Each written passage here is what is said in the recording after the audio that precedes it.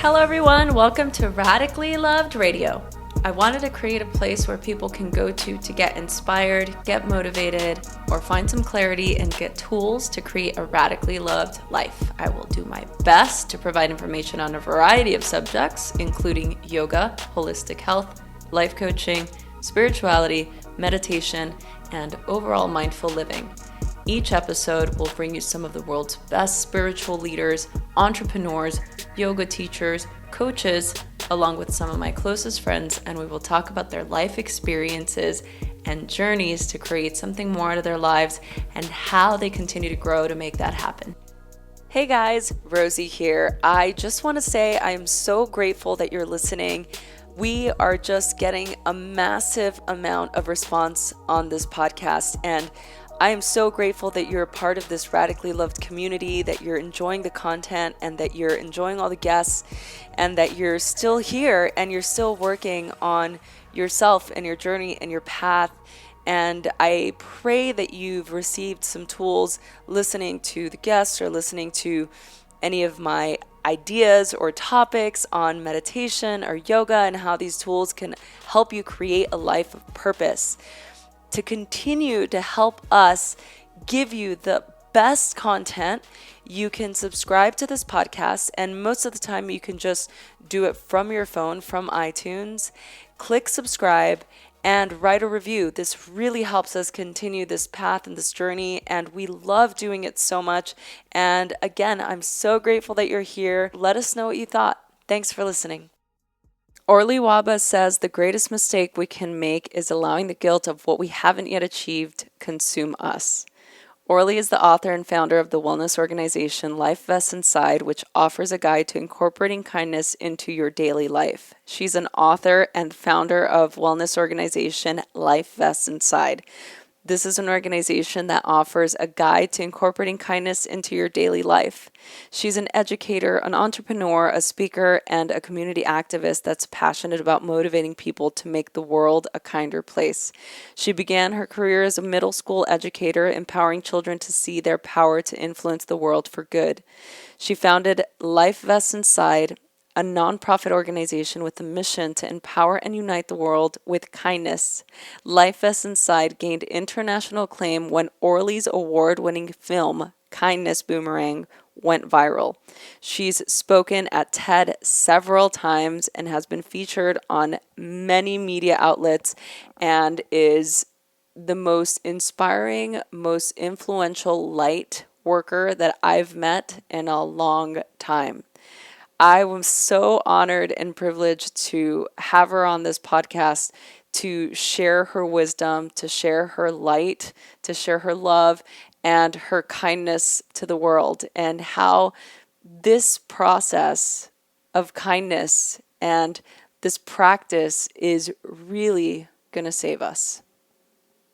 So I am so excited to be talking to you. Obviously, I just explained in the last, feels like 10 minutes why I love everything that you're doing right now. And if I haven't, let me explain, let me tell everyone, because everything that you're doing is so inspiring, Orly, and we have very similar backgrounds and stories. And when I was reading your book, I was so blown away by not only the level of commitment that you have to the practice of kindness and just this feat that you took on, this community that you created, this effect, the boomerang effect that you've created.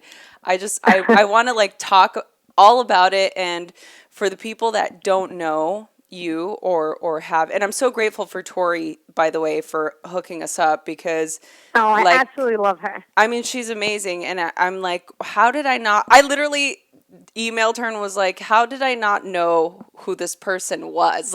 How did I not know this? I felt so I'm shaming myself. I'm like, how did you not know? I was like, what? So Orly, for the people that are tuning in, the people that don't know who you are, can you just tell us a little bit about you and what you're doing in the world that is literally creating massive change and I think is really going to save us in our current state? So first off, I just want to say thank you so much for reaching out, because I'm really excited to be chatting with you, and I love what you're doing. I totally see so much synergy, as it's super clear. A bit about myself. I was actually a middle school teacher for 7 amazing, amazing years. I love the years teaching. They were truly the most transformative of my life. And I left my job about 6 years ago, left my job teaching, which was not easy, to start Life Best Inside, to start this nonprofit organization. And the mission of the organization is really to inspire, empower, and educate people from all backgrounds to lead a life of kindness. But really the core of the organization, if I were to use, one word to describe it, more than the word kindness, it would really be the word empowerment. It's about empowering people to understand just how amazing they are, how awesome they are, that each person is unique and significant in their own way, and that even though, they might be 1 in 7 billion people, the number that matters the most is that they're one, that each person, in a sense, is a piece of the puzzle with something unique and significant that they could bring into this world that nobody else can. And kindness is the greatest tool to empower a person to understand their sense of value, because when you're engaged in an act of kindness and an act of giving, you feel awesome. But why do you feel awesome? So there's tons of science behind kindness, but really, when we're engaged in kindness, what we're doing is we're catching a glimpse of our value, of our potential, and we're being validated for the right reasons, as opposed to, what society tells us should validate us. It's not, just how much money a person has in their bank, or how famous they are, how many followers they have, or how many people, like their Instagram picture. Yeah. Those things really don't give us a true sense of validation. It's more of a facade, because a person can have all of that, yet they can go to sleep at night crying themselves to sleep and feeling super isolated. The only person that could truly give someone a sense of validation, give them a sense of validation, is themselves. Happiness comes from within. And it's when we give to others that we get to see where our real value lies. That it doesn't matter the job title we have or the paycheck that we bring in. That just by us being us, by you being you, when you walk into a room, you impact change. You touch people's lives just by you being you. But we happen to, unfortunately, live in a world that, with social media being as it is, and social media is an amazing, powerful tool. It's really awesome. But people can utilize it to really allow themselves to feel like they don't have value, because they're comparing themselves to other people. And with these numbers that don't really mean anything. But if they only compare themselves to themselves, said, wow, I'm psyched to wake up this morning and have air in my lungs. I'm psyched to be me. Because when we wake up every single morning and we take a deep breath in, that's a sign for us that there's something that we're meant to bring into this world today that nobody else can bring. That's really the essence of Life Best Inside. But my journey, even though I started the organization 6 years ago, and these were concepts that I was implementing into my classroom on a daily basis during my 7 years of teaching. This journey really started ever since I was a little kid that dreamed of changing the whole world. And everybody called me absolutely nuts. They still do. But, this is like little Orly, 4-year-old Orly. I was like, I'm going to change the world, And I love it when you talk about, really a part of me. No, and I love it when you talk, sorry to interrupt, but I'm like really excited because I do want you to talk about that, because I think it's such a huge pivotal point of just who you are as a person, right? So I'm sorry, carry on. Go for it. No, not at all. But, this has started ever since I was a kid. My memories from being a kid, I remember my dad tucking me into bed. My dad's very much like a dreamer like me. A dreamer in the sense, not the negative, like, oh, you're a dreamer, but more has the ability to, to really go for things that other people maybe are fearful of going for. There's so much fear of failure that people are afraid to actually try it, whereas failure really is the only key to success. You have to be able to try and put yourself out there. Maybe you're not going to get to what you want to get to, but it's going to lead you somewhere down your road, and it takes you to where you need to be. And so as a little kid, my dad tucking me into bed, he always made me feel empowered to believe that anything was possible. And I always felt from a young age that there was something major I was meant to do in my life, something major in terms of bringing people together, never understanding, where animosity comes from. Why? Like, why does it exist? If we really ask, why is it there? Where does that hatred come from? Why does unkindness exist? And I always felt that I was going to be a major player in bringing people together from different, showing that regardless of the differences, in background and ethnicity and culture and religion, the common thread that unites us all is kindness. And if we just create dialogue with each other, if we just realize that that's such a commonality, then we're able to actually rejoice because of our differences, not war because of them. And so that, to me, has been a driving force ever since I was a kid. I mean, there's so much more to it. I mean, leading on from being a kid, because I was super self-conscious as a kid. Wow. I was very often told I can't by a lot of people that were around me. My dad was definitely a very big positive force in my life, but I was very often told I can't from different people. School was never easy for me. I had a very hard time learning, super hard. I was in third grade. It was hard for me to read. And I was placed in resource room. I'll never forget. I was in third grade, and I was taken out from all my, from the rest of my classmates and put in a much smaller setting. And, people poke fun, and I felt very self-conscious about it. Like, I can't learn in the big group. And the teacher one day came into class, and she gave us this poem. And she said to us, I want you to take this poem, and I want you to decorate it. I was 8 years old. I took it, I put it on a piece of pink construction paper, colored, putting the sparkles on it and stuff. But I read it. And not once or twice or 10, 50 times. And the words of that poem really stuck with me. And I can honestly say they've been a very big guiding force in my life for the way that I constantly try to lead my life. And it's not easy because we constantly have conflict with it. And it goes as follows. It says, if you think you can't do it, you can't. If you think you dare not, you don't. If you'd like to win but think you can't, it's almost a cinch you won't. If you think you'll lose, you're lost. For out in this world we find success begins with a fellow's will. It's all in a state of mind. Life's battles don't always go to the stronger or faster man. For sooner or later, the man who wins is the one who thinks he can.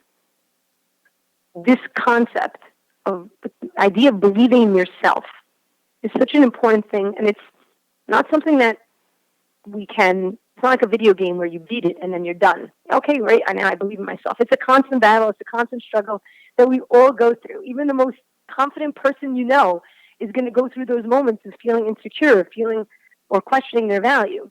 Yeah. And from there, moving forward, I remember my fourth grade year, there was a teacher that saw something in me that I hadn't yet seen in myself. And suddenly everything was able to click for me. I was able to become that student that I knew I always could be. And moving further down into my adolescent years, middle school is always a difficult time. That's why I chose to teach middle school, because it's such a pivotal time for kids, where you can go one way or the other. That's really where a lot of class distinction comes about, you know what I'm saying? And self-confidence is really at an all-time low. And in my 7th grade year, I came to school, beginning of the school year. 6th grade year was awesome. I was really secure in who I was. I had a really good group of friends. I was feeling very good. 7th grade year came, beginning of 7th grade year, and literally every single one of my friends turned on me. And right in the very beginning of the year, I remember being in the nurse's office almost every single day, just wanting to get my dad and go home. I mean, they'd be talking behind my back. I'd be calling to make plans. They make believe they're doing other things, and I find out they're all together, and it really made me feel super low. And I sort of would just retracted into myself and became super, super self-conscious. And those feelings continued into 8th grade and continued into high school. I always loved people, but I was very shy. So super beyond shy. Now people can't get me to stop talking, but I was like the shy. I wouldn't even, you understand? No, I promise, Rosie, I wouldn't even raise my hand in class. I kid you not. I wouldn't raise my hand. And a very big shift happened for me in my sophomore year of high school. Probably the greatest thing that could have happened to me, and I know that it'll sound strange when I tell you because it's something that was really tough, but I don't think that I would have become the person I am today had that not happened. In the beginning of my sophomore year, we had a fire in my house, and we lost everything. I mean, thankfully, we were okay. I'm one of 5 siblings, so we were all okay physically. But it was sort of one of those years where everything that could go wrong went wrong. And when you thought that it couldn't get worse, it got worse. My dad had lost his business, and one thing after the next continued to just spiral out of control. And it sort of it does something to you when you see your parents break down and cry. It hits you in a way like I don't know how to describe. And I was always a very positive person, believing everything happens for a reason. So, I would even make a joke about it. I came to school the next day after the fire, and I was like, oh, yeah, guys, my house burned down. But I couldn't talk to my family because they were going through so much on their own. We were all living separated. My brother was in one place, my other brother was another. We were all sleeping in like this tiny, small apartment. We were separated for 6 years until we all lived under the same roof again. Wow. And my friends didn't know what to say to me. They were going through their own things. High school is a hard time, especially sophomore year. It's a really tough time. Yeah. So I kept everything in and just let it build up to an intense level until, one day I went to bed. I just didn't wake up the next morning. I was sort of like in a state of sleep. I fell into a very, very, very, very dark depression. And I didn't want to go back to school at all. I wanted to drop out of school altogether. Most of the day I would either be sleeping or be crying. That was it. And I was just angry. I was angry at the world. I was angry at myself. I was angry at God. I was angry at everything. And the reason I was so angry, it wasn't just because of the fire. It wasn't like, okay, losing those things. It wasn't that. Like I said, I was very shy, but I always loved people. So if someone was absent from school, whether I knew you or I didn't know you, it didn't matter. I would copy notes for you, bring it to you the next day. I was home from school for a few months, and not one person called. Not one person came to visit. No one checked up. It just, the fire took the physical things, but it took something so much more. It just made me feel like, well, if I wasn't here tomorrow, would anybody even notice? Yeah. Would anybody even care? Would it matter? How old were you during this time? I was 15. Okay. I was 15. And I didn't want to go back to school. I was forced to go back to school, but once I got there, I wasn't the same kid. I wasn't like that happy-go-lucky kid. I was that kid, dressed all in black, sitting in the corner, writing morbid poetry. That was me. I was that kid. I wouldn't smile. Like there was nothing to smile about. I was just so down. And one day I woke up. It wasn't any special day, and I was in the bathroom and I was washing up. And I was looking at myself in the mirror. I'll never forget this. I was like really looking at myself. And the scariest thing happened. I didn't see myself. I didn't see that, 4-year-old kid that dreamed of changing the world looking back at me. It was like she was gone. It was like someone took her. I said, I can't let this happen to myself. I have no idea in the world how I'm going to be able to pick myself back up. I have no clue. But I can't let this be my end. And I made a promise to myself then. And honestly, it's a promise that guided me to my work teaching, that guided me to the work I do at Life Essence Side, and that wakes me up every morning. And it was a promise to be there for people the way I wished somebody would have been there for me. But more than that, it was to see people the way I wish somebody would have seen me. Because I felt like I just fell through the cracks and nobody even knew. And the next couple of years of high school were sort of very lonely, but probably the greatest gift I could have had because, I was walking alone, and it's tough to do that. But it gave me an opportunity that most people don't get to have, even as adults. And it was to fall in love with me for me. I wasn't doing things because I wanted to impress that person, or I wanted that group to think I was cool, or I wanted to be accepted by that other person. No one was there for me. So I got a chance to fall in love with me for me, just because of who I am. And I found my voice through that. In my senior year of high school, I made a complete shift and change. We were on a seminar with the school, and we were sitting in a circle, and the teacher was talking about obstacles. So I did something I never did before. I raised my hand, and I had something to contribute to the conversation. And kids that were my peers that I was so super intimidated from were listening to me, and then coming to me afterwards and asking me for advice. And what I found is that the more I gave, the more I healed. And the more I gave, the more I healed. I became like obsessed and in love with this concept, this idea of giving, understanding the power of it. I made a complete turnaround in that year, started getting involved in everything I possibly could. I was speaking in front of large crowds and mentoring at-risk kids and doing tons of community service work, like everything I possibly could, tapping into what that was. And of course, afterwards, after college, I went into my years teaching, like I said, and that is exactly what my years teaching were about. It was about helping the kids see the beauty within them. And to me, that's what kindness means. Helping someone see the beauty that's inside of them. Because once a person understands their value, understanding the value in others becomes easy. It's easy to be kind to other people. The hard part is seeing your value, actually seeing it within you. If you really, truly love you, and I'm not talking about arrogance, because arrogance and confidence, even though they look alike very often, and people very often confuse them, they're completely two different opposite things.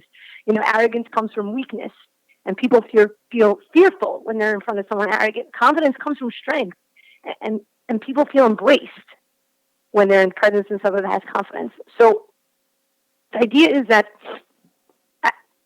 if a person truly loves themselves and understands their value, then they understand that each person is yet another piece of the puzzle. Every, piece playing a specific role, having a specific purpose and value.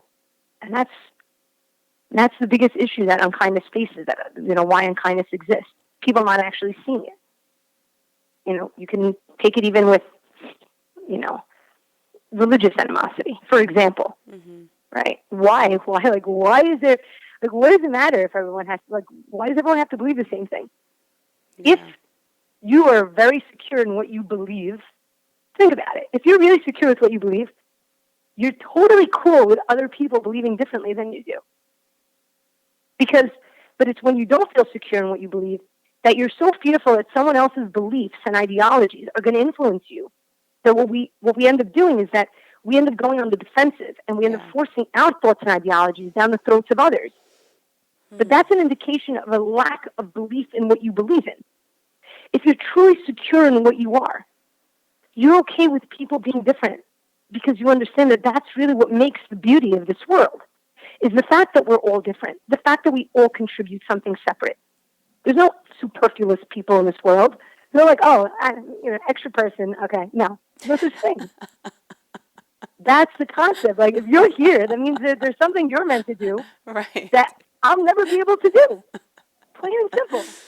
that's so true. Yeah. I mean, that's, yes, please tell me more. But that's really, that's generally like the passion behind where Life As Inside came about from. Yeah. And we do things in terms of education and in terms of worldwide events and technology and media, like film. But the inspiration behind it, even though it started 6 years ago, is really just been a part of my life ever since I can possibly remember. Yeah.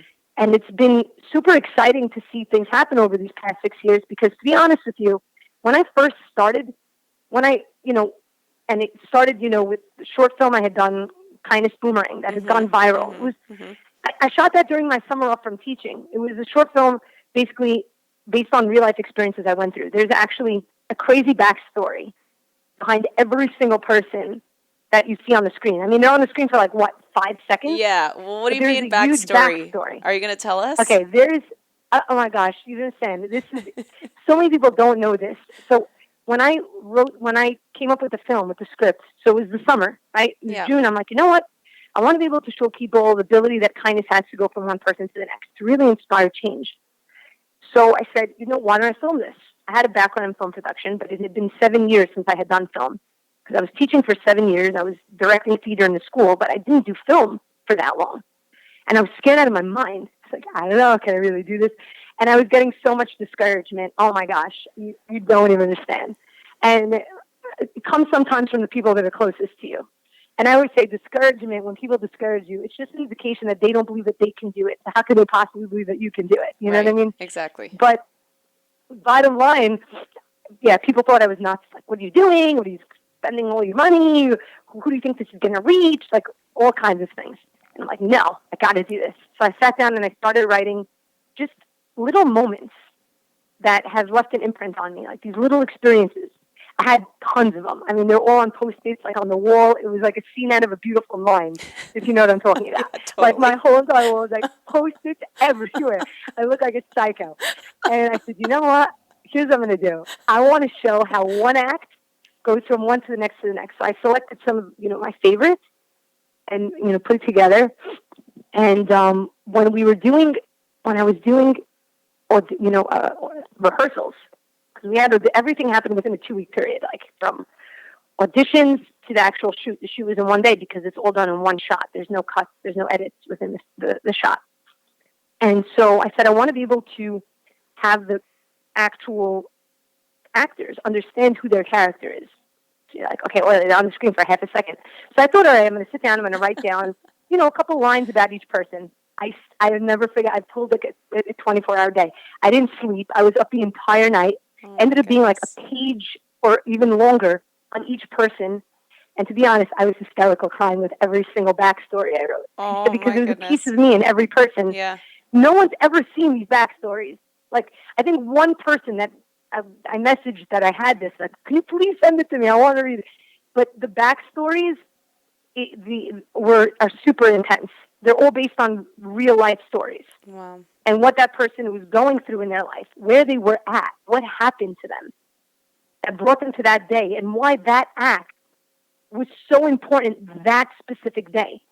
Every one of those characters have a crazy backstory. And my real goal, like my future goal, is I want to turn this into a feature film to like understand the backstories, what all of the backstories of these characters really are, and how their lives intertwine. That's like a goal of mine. So that'll have to happen at some point. But yeah. And when I got back to teaching, because I shot this, it was September 1st. School started a few days later. Okay. And that 4-year-old kid I was telling you about earlier, I mean, she started dreaming like way bigger. I was like, wow, if I believe in this, enough with the shoulda, coulda, woulda situation. No. I'm going to go all in. So I told the school I'd be taking the following year off. I couldn't believe it. It was so hard for me to do that because no one loved teaching more than me. I can honestly say this. I felt like I was coming to camp every day. It was the most fun. My students were my best friends. And it was really hard for me to take that leap.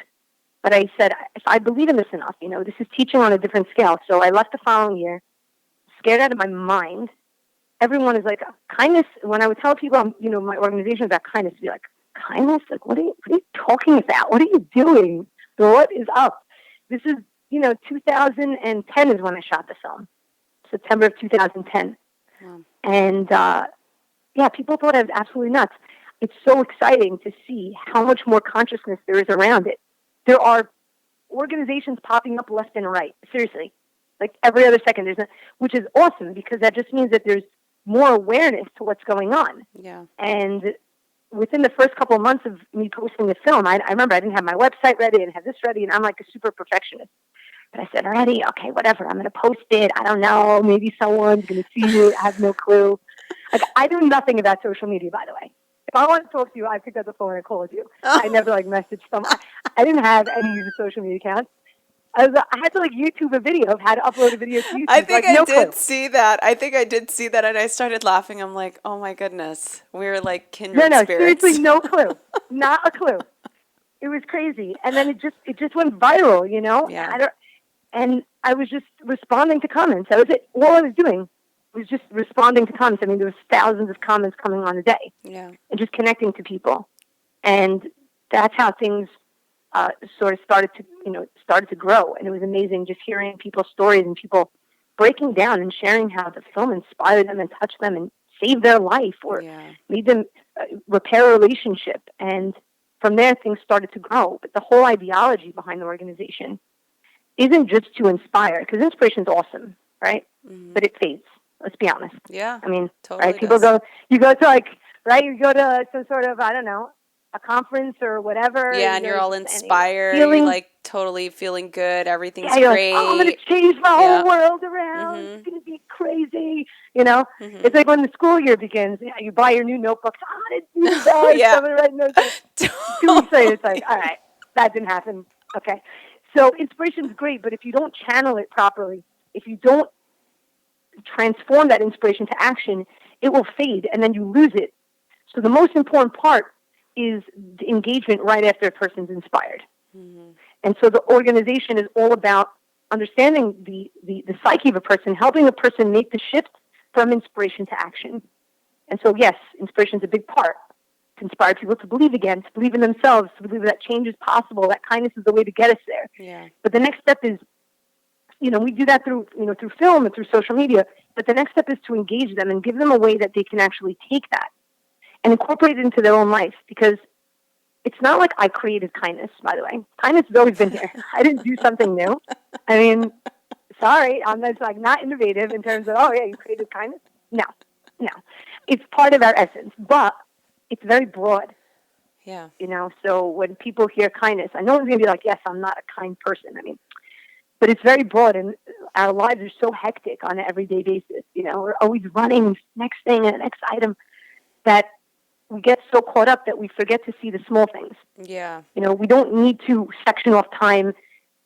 Volunteering at a soup kitchen, that's great. That's awesome. It's a beautiful thing. And I'm not at all putting that down. It's a beautiful thing. But you don't need to section off time to do kindness, because you don't do kindness. Kindness is not an action that you do. Kindness is a way of life. It's something that you live. It's the way that you see the world. But before you, the way you see the world is also the way that you see yourself. Because the key behind all of this is a person understanding and valuing who they are. The minute we change the way people look at themselves, that's when we change the way that people look at the world and the people around them. That's where the real change happens. But you can't do kindness. It's not like, you schedule it and, Thursdays and Fridays from 2 to 3. Oh, yeah, Totally. Sorry, you missed me. Call my secretary. She'll schedule us some more time. It doesn't work that way. It's just how you see people, Like you're walking down the street, you see a person. You walk into an office, and you greet the maintenance guy. You greet the security guy. How do you look at people? How do you see them? But you can't give it outward if you don't feel it inward. Yeah. It just doesn't work. And we have to train our eyes to start seeing good. Yeah. Because our eyes are muscle just like anything else. You go to the gym, you work out your muscles, you're doing better. Our eyes also muscle. If we're only going to look for negativity, and with media being as it is, showing us so much negative, I know. It's no wonder that people think that the world is garbage. But guess what? The world is not garbage, I have to say, by the way. Newsflash, the world is awesome. Totally. The world is awesome. Seriously. And I know people are like, Orly, you're not looking at the news. It's because if you're seeing negativity, you're going to be more conditioned to find more negativity. Like attracts like in this world. Yeah. But if you start training your eye to see the good, then more good is going to come and reflected back at you. Because I could say that over these 6 years of working on this organization, the amount of positive change I've seen has been tremendous. There is definitely a kindness consciousness that has come about. There is. And so, although people will tell you, no, things are garbage, it's a reflection of what they're looking at. But that's all that they're going to see. So, the key is to start shifting our perspective, because that's where kindness is. It's small shifts. It's not changing our world around. And that's where the whole engage thing comes into play, like I was talking about earlier. Yeah. You get inspired, but then you need to take it and just make a small shift. And we have various initiatives on the engage level of ways that people can get involved, whether they become a kindness ambassador, they take part in our Dance for Kindness event, or or they leave a 30-second message of hope on our Project Hope Exchange platform, or whatever it may be. But once a person's engaged and they see that they could take ownership of it, the next step is, then trust is built, which is the most important thing in anything. Trust is key. For me, it's the most important thing, because that's when real education comes into play. That's when people are willing to listen, to open up and hear what you have to say. And what we're saying on the educate level is 2 words. That's it. 2 words. You matter. Plain and simple. Whether it be in schools with kids and developing the kindness educational curriculum and implementing kindness, compassion, empathy into our ready-made curriculum, so that teachers can learn how to, it's not just about teaching a subject matter. It's not just teaching English or teaching math. Yeah. But actually a student is more likely to do better and excel in those subject matters if you actually make the content relevant to them. How do you do that? Well, when you incorporate these concepts, and you incorporate character and values and kindness, and there's ways to infuse it that teachers don't have to make time. It shouldn't be like a subject. Oh, we're going to talk about kindness today. No, I mean, then it's just a subject in a notebook. But if it's infused into every lesson, into math, into history, into science, into English, and there's ways to do it. That's what we are doing through the kindness curriculum. Suddenly you're developing a well-rounded individual, and that person is more likely to succeed academically, more likely to succeed with their interpersonal relationships, more likely to find happiness from within, and less likely to turn to substances like drugs or alcohol. Because why do, I love this. I would say there's all of these issues, right? The social issues that happen. And so many things exist that have like the anti-approach, So, for example, is bullying. Everyone's talking about anti-bullying. I can't tell you how mad it gets me to hear the terminology anti-bullying. We have like the same, totally, we have the same outlook on this, but carry on. Yes, I agree. Yeah, no, because because what are you doing? You're basically, you have bullying, anti-bullying. Then you have drugs, anti-drugs, right. Anti-war, depression, anti-depression. So let's take, this makes sense. You have something negative? Let's take something negative and try to fight against it with negativity. Beautiful. I mean, it's not a math problem, by the way. It's not a multiplication math problem. This is not going to turn into a positive. Right. It's like, let's take these people that are singled out and like single out these other people. That's great. And let's single out these other people. Oh, that's a great idea, Yeah. So now let's make everybody. Because a kid, for example, just talking about bullying, right? And I don't even like that term, but it's underutilizing that terminology is a pure indication that you have no clue why that issue exists. It basically means, by the way, I want to put a Band-Aid on this wound, but I don't really want to, clean out the wounds first from all the gravel and the stuff that's I don't inside. actually really want to know how it happened. Right? I don't want to know. I just want to put a Band-Aid on it. Well, why don't you see? There's this pole sticking out of the wall. People keep scraping their leg. Why don't we get rid of the pole? And then you don't have to worry about, going and buying more Band-Aids. Everyone's going and buying more Band-Aids. Right. Why are we buying Band-Aids for? Much easier if we just get rid of the pole, get rid of the reason why that, cut is happening, and then there's no issue. Yeah. Good to go. And the reason for so many of these issues comes from a lack of self-value. That's where it stems from. It comes from a lack of people feeling like they matter, and they're looking for either ways to numb themselves, ways to find that purpose, trying to find themselves within it. Where do I fit in? If I'm not the most popular person, if I'm not, huge on social media and people are not following me, then what am I doing? Think about it. Followers, most ridiculous. Like, what does it mean, these numbers? What do these numbers mean? I have no idea. They mean nothing. You know how they mean nothing? Can I tell you how much they mean nothing? Please. It's so ridiculous that people in today's time, what are they doing? They're spending money to buy followers and likes. What kind of ridiculous? It's like people are trying to trick themselves.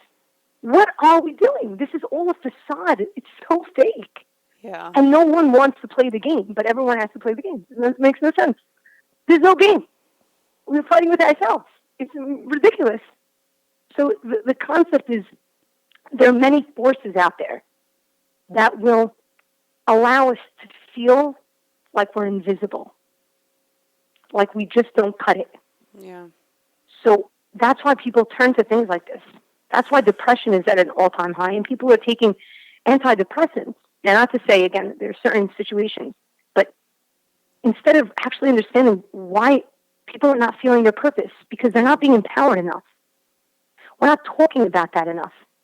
Because the message really for everyone to understand is, even the person that you think is the most successful person out there in your field, anybody, whatever they might think, that person has bad days. That person has moments of insecurity and feeling like they don't matter. That person is comparing themselves with another person. Everyone feels the same exact way. And if you're going to base your entire happiness on a specific thing, then you're never going to get there, because there's always going to be more to chase after. But happiness starts from inside of you. You're alive. You have air in your lungs today. That means that there's something that you're brought here to do. That means that there's a purpose. There's a thing that makes a difference that matters. Something you're going to be able to bring into this world that nobody can bring. And it doesn't come from your pocket. And it doesn't come from your social media following. It comes from your heart. Those are the people that we remember in this life. You know, can you list for me? Can you tell me who the last 10 years of Academy Award winners for Best Actor and Actresses? Can you tell me who they are? Oh man, I'd have to Google it, Orly. Yeah, you'd have to Google it, but Yeah. you don't know it, right? Not by But heart. could you tell no. me 10 people that have left an impression on you positively? Oh yeah, easy. 10 friends that touched your life? So Yeah. that's what I'm trying to say. I mean, the awards and and accolades, those things are great. They're great. But, you know, the applause dies and awards tarnish. Mm-hmm. But the thing that doesn't ever leave is the thing that people remember the most is the people that care. That's how we create our ultimate legacy in this world, is when we touch the lives of others. And that just means we have to be us. And we don't have to have anything. And when we do that, we come to understand our value more, come to recognize it more, we come to be stronger. It's like a life vest. Think about it.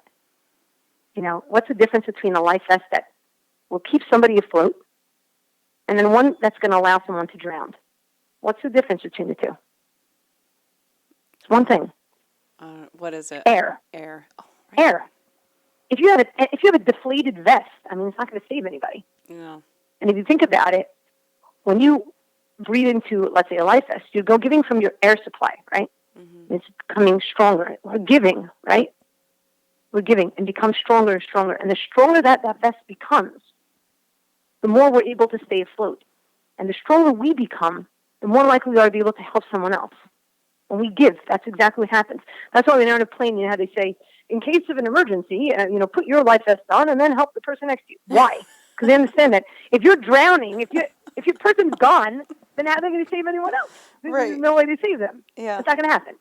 So when we give, so we have to give inwardly to ourselves. We have to love ourselves. We have to understand it. And it's not easy. I'm not saying it's easy. You're kidding. There's days where I totally feel like a failure. There is. And if I didn't say that, I would just be lying. It would be a lie. Yeah. You know?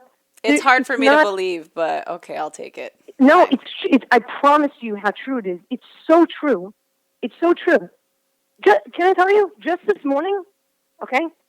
So yesterday I got back from my trip. Yeah. It was awesome. I was busy. It was great. I came back and I felt the weight of the world on my shoulders because this tour that I have coming up and things that are not working out as I had wanted, and I just felt like I felt crushed yesterday. And I honestly, you know what it is? I was in bed most of the day. I was watching How I Met Your Mother. That's what I was watching. Okay, all day. The best. Not even kidding. Awesome. By the way, I only found out about the show like a few months ago, and I'm obsessed. I watched like the entire series. But besides that, no, seriously, it's the best show. It is. But I was feeling so down, and then I was hating myself for not being productive because I love being productive. It makes me feel the best. This morning, I actually spoke to Tori, who connected us. Yeah. I had a conversation with her, and I was like, I don't know. And after our conversation, I'm like, all right. I got up, took a shower, headed out the rest of the day, and things moved upwards. But everyone has those days where they're feeling down. It's okay to feel down. It's okay to feel low. It's okay. You have to embrace those feelings. You're allowed to feel them, as long as you're able to know how to get yourself back up out of them. And that's where the idea, the concept of kindness and giving comes into play, because when we do that, oftentimes it really helps us to become energized. When we give to somebody else, that's what allows us to see that value and helps us to continue, pushing forward. Mm-hmm. But it's so important, the concept of self-love, that it's something that we very oftentimes we don't really look at. Yeah. It's difficult because it's hard. Yeah. It's hard to do. We want to become better, and that's great. It's great to want to become better. But we still have to love ourselves in spite of our in spite of the mistakes, and in spite of the flaws, because we all have them. And that's what makes us who we are. Yeah, I think to add to what you're saying, I think it's also important to know that it is like a wave. You have to ride it sometimes. It's like you can't be fully like in love with yourself 100% of the time, all the time, every day. I think it's, yes, there is that love, of course, but I think that it's to your point of having off days and then not beating yourself up for having those days where you have an off day. Like, that's okay, you know? And that's really radically loving yourself, Right? because you love yourself in spite of, the bad days that you had, Yeah. in spite of the days maybe that you weren't as productive. Like, that's loving you with everything that you possibly can. And then it helps you also to understand that other people go through those same times. So you're able to be much more understanding, you're able to become much more empathetic, because you can understand what that feels like.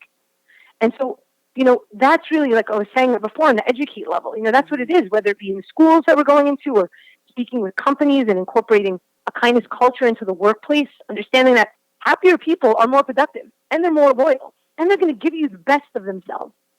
Understanding how we can incorporate a kindness culture into the workplace, into the school, into our homes, into our daily life. And then once a person understands their value, and they can then therefore understand it in others, they can now become the leader. That's the last, step, because we have inspire, engage, educate, and then unite. They can now become a leader that's going to unite others, that's going to inspire others to take that same exact cycle, inspire others so they can go ahead and get engaged and become understanding of their value, and then become that leader to engage with others. Because what we're generally doing is we're increasing the pool of givers in the world. Yeah. That's the true mission. Increasing the pool of givers in the world, that everyone has something they can give. Maybe it's not from their pocket, but whether it be a president or of a company, or the guy that's sitting on a floor outside, everyone has something to give. Once we empower people to believe that they can truly give something positive to this world, just envision how many more innovations we'll have created in this world, how much more advancement we'll have. It's wild. Yeah. If we actually understood that we're all interconnected, like one body. If you get a paper cut, it's not just your finger that hurts. You just feel so uncomfortable everywhere. It's like, oh my God, and it's a little paper cut. That's how we are in this world. We're all interconnected. We're one body. And so if we come to understand that and embrace that, realizing that when someone else is hurting, it does impact us. It does impact someone else, because we have the capability in this whole world, my belief, actually tackle and to solve every issue that we face as a society. Every. I know that it's a bold statement, but it's true. We have the resources. You can have the tools, but if you're not putting the pieces of the puzzle together properly, then it's just not going to figure out how to work. We're trying to figure out how to take all these separate pieces. We're all separate pieces, and every piece matters, even the smallest one. Sometimes, you can go and buy something from a store, and then you're missing one screw, and the whole thing doesn't work. Yeah. Why? It's a small little tiny screw, but it mattered. It made a difference. So what we're trying to do is figure that out. We don't necessarily have a guidebook that tells us, okay, by the way, you take this, you put it there. We're trying to figure it out as a society. And that's where sometimes that aggression can come into play, because people don't understand, because it's been built into the psyche of people from a young age. Mm-hmm. Mm-hmm. The concept of competition. Now, competition is important. Competition leads to growth and leads to success. It's a great thing. But the belief that for one person to be up, someone else has to be down, that's not true. There's an abundance of things in this world. There's plenty for everyone to have. Yeah, I agree. It's understanding how we all fit into the puzzle, how we can make this work. And that's what we're trying to do as a society. It's taking us some time. Mm-hmm. But I think that we're getting there. We're inching. We're inching, but inches are good, Well, how do you think we can begin to overcome that fear? Because I feel like that's such a big thing right now. Like, everyone is so afraid. People are just so afraid of not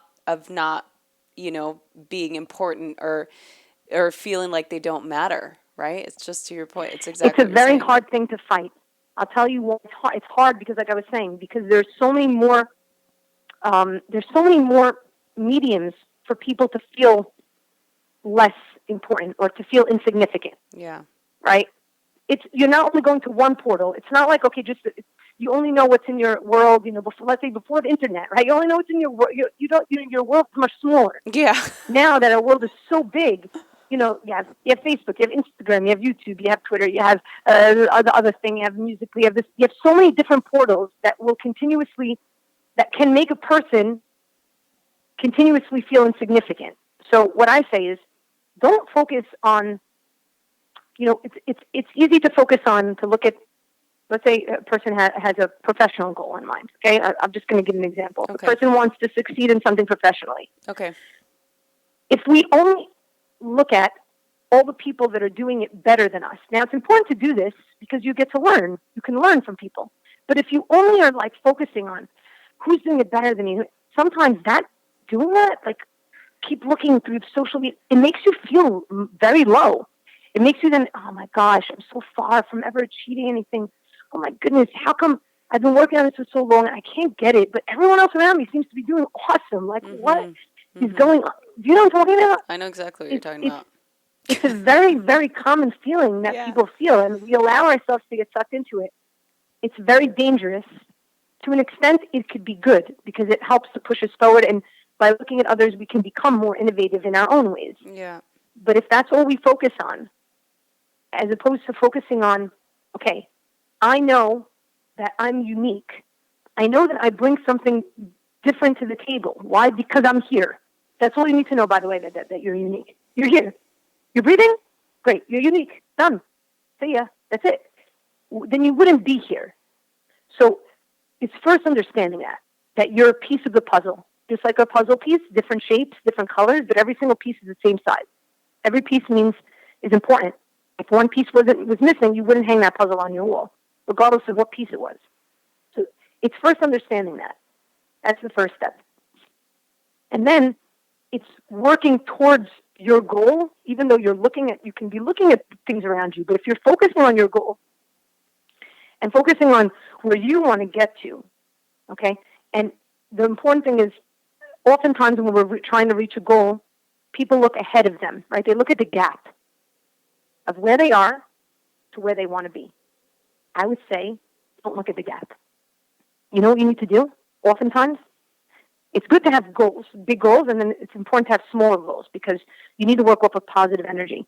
Instead of looking at the gap, looking ahead at the gap of where you are to where you want to be, stop. Look behind you.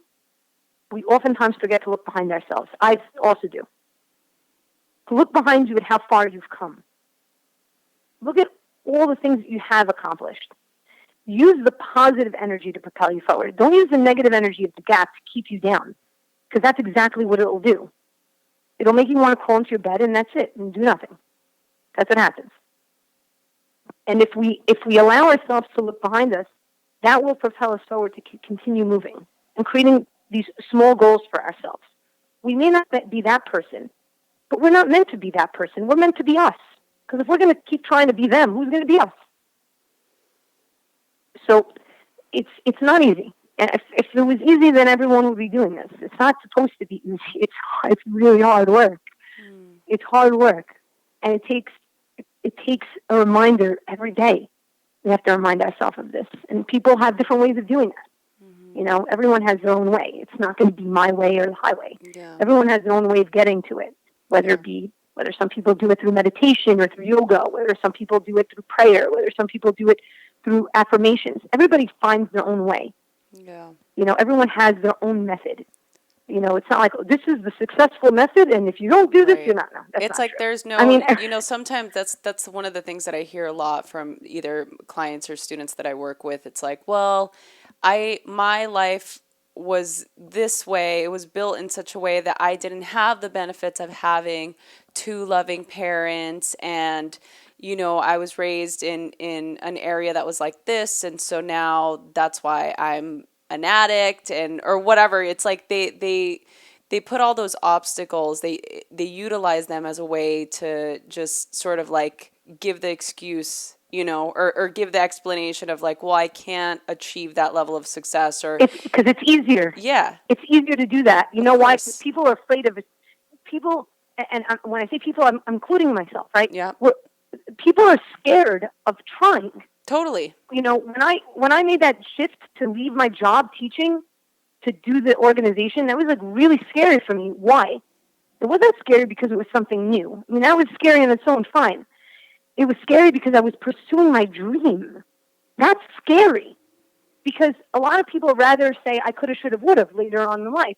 That was my dream. I could have done this, but I didn't. And this is why I didn't do it because I had.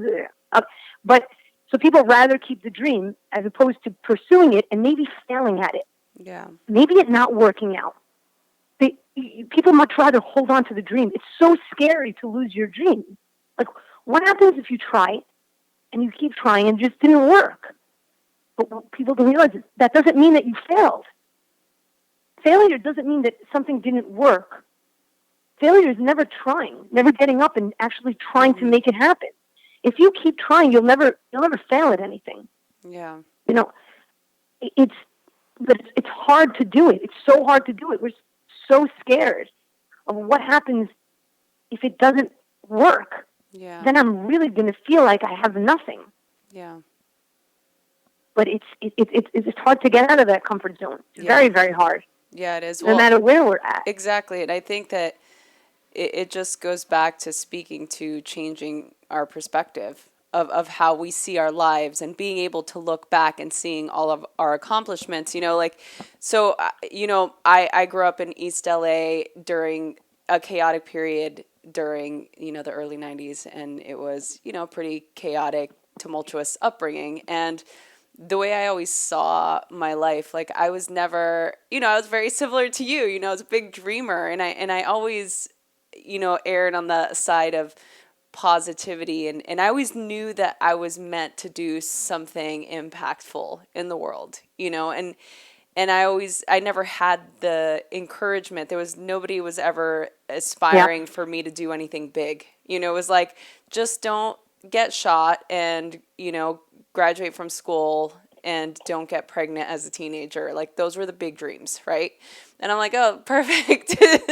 My standards for success the bar is not set so high, so it was very easy for me to kind of start from that point, right? The bar wasn't set so high, but I always felt that there was more than that, right? That there was more than that. And one of the other things, just speaking to your point of failure, was this word's always kind of been weird for me, just like the rock bottom thing is kind of, I have an aversion to that because the way I see it, it's like if you start from that point, from a point where it's like everything is the worst possible environment, the worst possible like surroundings, if you start from that point, like nothing can ever be that bad. You know what I mean? So it's just kind of like it can't be any worse than that, right? If you use that as your benchmark. So whatever sort of your background is, I believe that it really has to do with your perspective and knowing that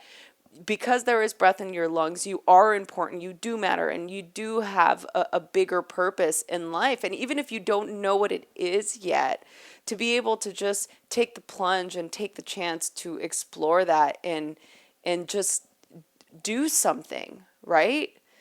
I mean, I think that's that's such an important thing. It is, and it's not. Yeah, it's not necessarily easy to do that. And yes, we can give ourselves excuses as why we don't do things, but very often the hardships that we face, and this is not easy when a person is going through something hard. It's not. Yeah, when a person is going through something hard, the last thing I want to hear is, oh yeah, it happens for a reason. No, I don't. It doesn't happen for a reason. This is a terrible thing that's happening to me. Yeah. And I agree, because it's not. And that's exactly what they're allowed to feel. But very often, sometimes when these hardships come to us, it's basically pushing us against the wall to help us tap into a strength that we have in ourselves that we never would have been able to tap into had we not been pushed to the max. Because we get comfortable. Yeah. We get comfortable in a routine. We get comfortable doing certain things. And once a person's comfortable, they're so scared to venture out. Because they know. It's the fear of the unknown. I already know, like, I'm good at this. But sometimes these hardships come to us because they're trying to push us. They're trying to push us against the wall, trying for us to break out. Like, break out. It's like someone taking and shaking you, say, speak up already. Like, break out already. Sometimes those hardships help us tap into that strength. It's been within us all along. But that survival instinct that's part of human nature kicks in. And it helps us. It helps us to grow. It's it's like the story of the caterpillar and the butterfly, right? Mm-hmm. You know, if the caterpillar is starting to break through the cocoon, and a little boy sees the caterpillar and he sees that he's having such a hard time, he's struggling, trying to break through, and he feels bad, the boy. So what does he do? He starts helping break off the shell of the cocoon, thinking that he's helping the caterpillar. And what happens? When the butterfly comes out, flies 2 seconds, it falls down and dies. Why? Like, why did it die? Because its body was not made strong enough. It needed to have that pressure of coming out of the cocoon. It needed to have that. It needed to go through that specific obstacle to be able to become strong, so that when it emerges from the cocoon, that the butterfly would be strong enough to be able to fly for years. So that's something. It's not easy to feel when we're going through something tough. And I would never tell somebody that's going through something tough when they go, "Oh, you're going to see how it's going to be for a reason." No. Because when you're going through something tough, you're allowed to feel what you feel. Mm-hmm. Feel what you feel, embrace it, allow yourself. Otherwise, you're just covering up the feelings that you're really feeling inside, like I did when I was first going through my depression. And you can't do that for very long. You can't lie to yourself for that long. It will catch up with you. So you're allowed to feel what you feel. But just know that there is a strength that's going to come from within inside of you. If you're going through it, you can pass through it. You can. It's not easy. We all have different obstacles. Every one of us has different adversities. Every single one of us. But oftentimes the blockages that we place in our life are things that we place there ourselves. I went on this, it was like a month and change ago. I was away on a weekend in Disney again. I know, I'm a crazy Disney fan. How many times do you go? I was, by the way, just so you know, I was in Disney for like 3 times in the past 3 months. No joke. For all different reasons, but I love that place. So there's nothing like going to Disney with me. You have to understand, I don't walk in Disney. I only skip. I only skip when I'm in Disney. So anyway, I was on this weekend for the Disney Princess Half Marathon, and they were giving out copies of my book. I had a new book that just came out called Kindness Boomerang. Yeah. And so, which is amazing, by the way, and everyone needs to read it because it's so good. But carry on. Sorry. Thank you. I'll talk a bit about it right after this. But basically, there was a speaker that came during that weekend, and he gave each and every person a block of wood, like a board of wood, wooden board. And he said, "You guys are going to learn how to break this wood." I said, "What are you talking about? Come on, that's very cool." He's like, "You're all going to learn how to break this wood." And he's like, "Either with your foot or with your hand." So I happened to have been wearing flip-flops, so I couldn't do it with my foot. So I was really nervous to do it with my hand, because a few years ago I had surgery on my hand, on my right hand. And it really bothered me so much because I lost feeling in my hand. And I play a lot of sports, and I play music and all sorts of things. And I need my hand. It's really tough. And it's sort of, the pain I feel it hurts me a lot. I had just come back from this awesome yoga retreat, actually with Tori, and which is the first time I ever did yoga in my life, and it was amazing. Mm-hmm. And I was feeling like I could do anything. I'm going to be able to do this. So he gives us the piece of wood, and he said, "I want you to write on the front of it something in your life that's blocking you, something that's blocking you, stopping you from accomplishing." And so I wrote down uncertainty. And then he said on the back, "I want you to write down all the things that will come into your life if you break through that." So I wrote down a bunch of different words, happiness and peace and, focus and strength or whatever it may be. And we had the piece of wood. And I was really nervous because I was scared to hurt my hand, my right hand, by doing this. And he said, "You have to make like the wood is not there." I couldn't understand what he was talking about. So I tried it. Everyone was standing around, everyone was doing it. There was a crowd around me. I'm trying it. I couldn't break it. I tried once. I tried twice. Tried 3 times. 4 times. I was so scared. And I was starting to do it with my left hand, and he kind of goes, "No, do it with your right hand." I said, I was so nervous. And I said, "There's no way I'm leaving tonight without breaking this piece of wood that says uncertainty. There's no way. Not a shot." So I'm standing there. I'm like, all right, there is no wood. Well, like I said, I'm like, Orly. So finally, after the 4th time, I said, all right. And my body was shaking. I was literally shaking as there was a crowd around me, and I'm like, I have to break through this thing. So I stood there, I closed my eyes, I said, there is no wood. That's what I said to myself. There is no wood. I'm going to go through it as if I don't see the wood. Not even look at it like it's there. I went ahead and boom, my hand went right through it. I can't tell you the excitement I felt. I have a video. I can send it to you because Please you'll laugh do. I hysterically. have to see it. You will laugh hysterically, just saying. I can't tell you how great I felt. And what I realized is that we all have this, right? There are these things that we feel that are in front of us that are blocking us from accomplishing things. And sometimes there's things that, and very often it's things that we create within our own mind, that this is our obstacle. It's our obstacle, but it's not really there. And if we approach it that way, that it's not there, that we're going to be able to break through because there's nothing there. It's only within our head. It's the greatest obstacles are the obstacles we create in our own mind. Then there's nothing that we can't do. Just like the poem I was mentioning earlier. If you think you can't do it, you can't. Plain and simple. Because success begins with a fellow's will. It's all in a state of mind. Everything is within our hands, within our power. It's not easy. Because then our biggest enemy really sometimes is ourselves. We are our biggest blockage. The things that we tell ourselves we can't do. Yeah. Yes, others may be telling us we can't do them. Had so many people tell me I can't do things. And a lot of it was like from family. You know, so you don't understand how much I love my family. I love them so much. I'm very close to my family. But to be honest, there's a lot of discouragement that came from my family. Leaving my job, going to start this nonprofit, haven't taken a salary in 6 years. Okay, it's been 6 years I haven't taken a salary. I can't tell you how many people look at me like I'm nuts. Okay, Orly, so give us the scoop. Tell us what we can look forward to right now in the next coming months. So I'll tell you, well, I just had a book that came out a couple months ago. It's called Kindness Boomerang. It's named after the film Kindness Boomerang that I was mentioning. Mm-hmm. And it's a lesson-a-day book in kindness. So there are 12 categories of kindness that repeat throughout the course of the book, whether it be kindness with yourself, kindness with the community, in relationships, with nature, in the home, in the school, in the workplace, and so on and so forth. And every day of the year has an act of kindness, an inspirational quote, and then a short reflection on the power of paying it forward that connects specifically to that act. So it's a lesson-a-day book. It's only one page a day, 30 to 60-second read. And the concept and idea behind it is it increases our awareness because that's what we were discussing is so important. The moment we increase our awareness to what kindness looks like, the more likely we are to be able to see it and seize those moments and take advantage of them. And so there have been a lot of schools utilizing this within their curriculum, with their students reading, a section each day before they start their class to sort of create the proper mindset and atmosphere.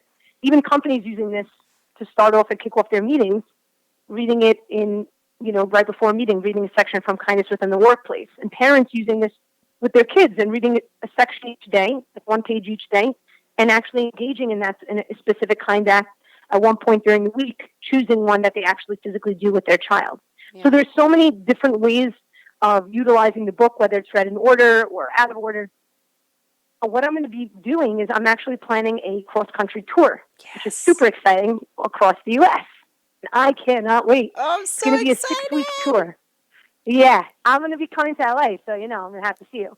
Yeah, of course. I'm going to be we're flying to Seattle and then heading down through California, through Colorado, down to Texas, and across Atlanta and all the way up the East Coast. And during those 6 weeks, I'm basically going to be speaking in schools and companies and community centers and engaging with other thought leaders and kind doers, as well as activating communities to start making a change within their own community. So within each city that I'll be stopping in, I'll also be doing various volunteer activities, kindness activities that I'll be inviting members of that community to just come and join me, as well as just coming and joining me on some of my own fun. I have so many hobbies, it's insanity. So just coming and joining me and just creating some good old human connection. Because let's be honest, even though technology is as it is, there is nothing that takes the place of some real face-to-face human connection. Yeah. Nothing. So we're going to be doing that as well. And in addition to that, we're going to be interviewing people throughout the entire journey about what kindness means to them and how we can create a greater kindness perception within the U.S., creating dialogue around positivity and what that means.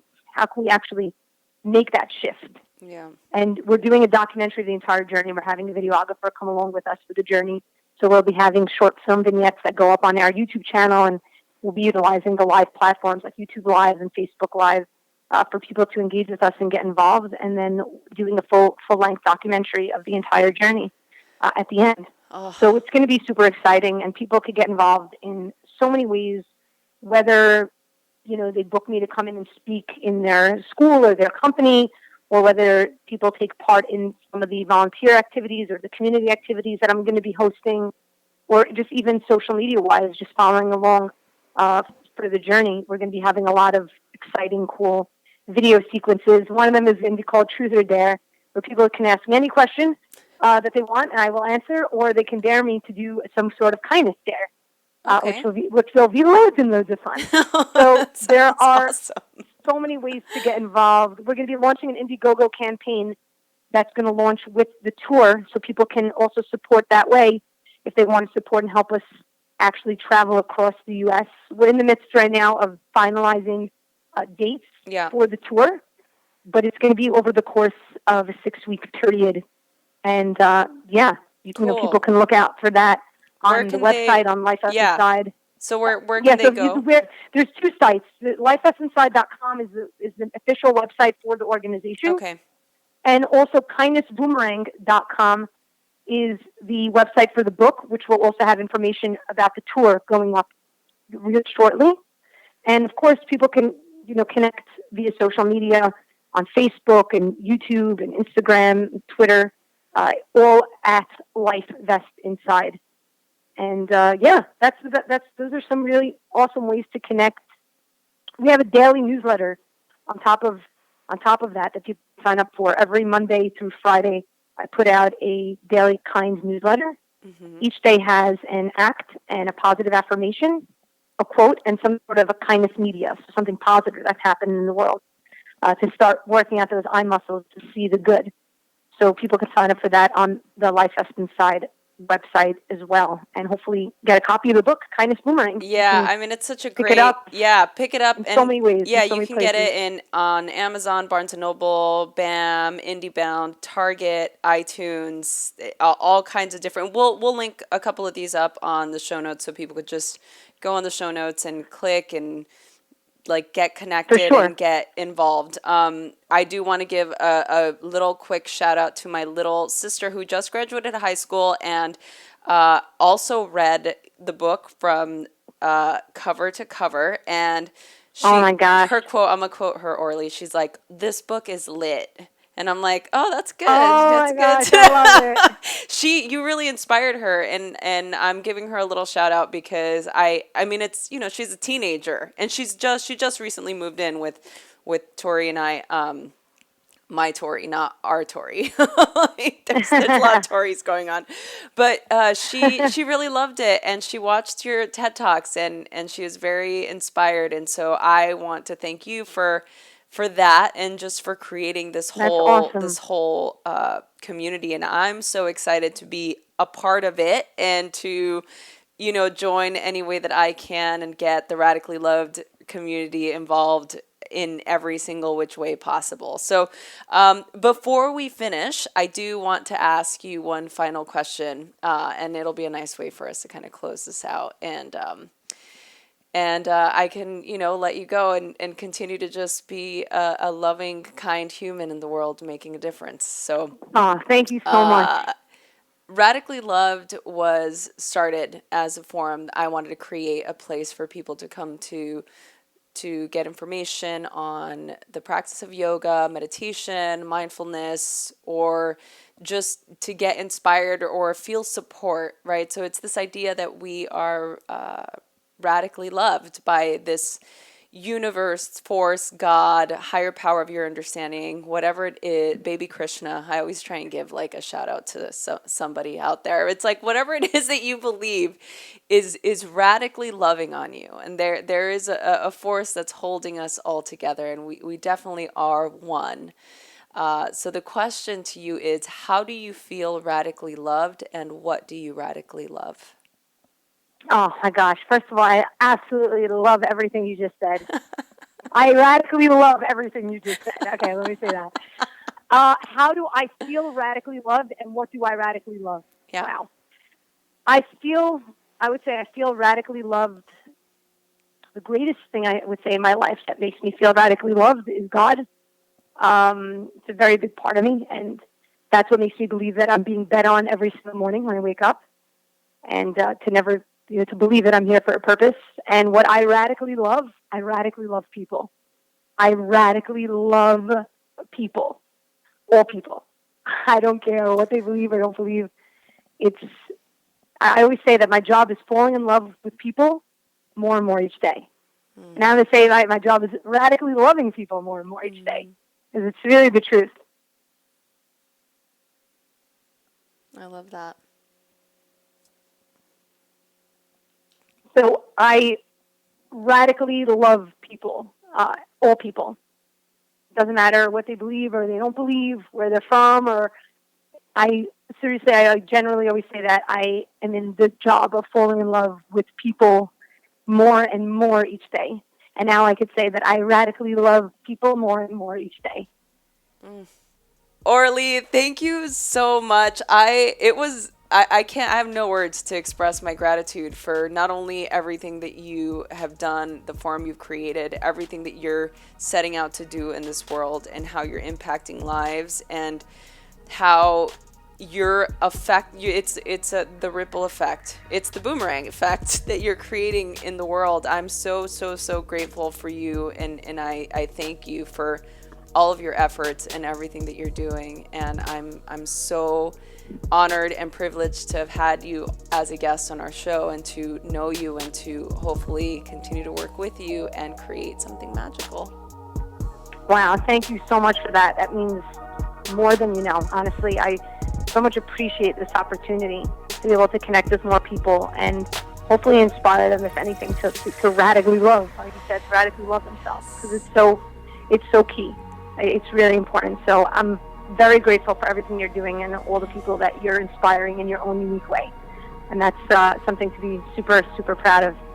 So, I'm definitely looking forward to staying in touch and staying connected. Orly Wahba, everyone. Yay! Thanks, Orly. Hey everyone, I hope you enjoyed this episode. I am so excited to continue to do this. Please share this with your friends. Email us, message us on Instagram at Rosie Acosta, or on Twitter at Rosie Acosta. Subscribe on iTunes, write a review. We love doing this, so please help us continue to keep this podcast going.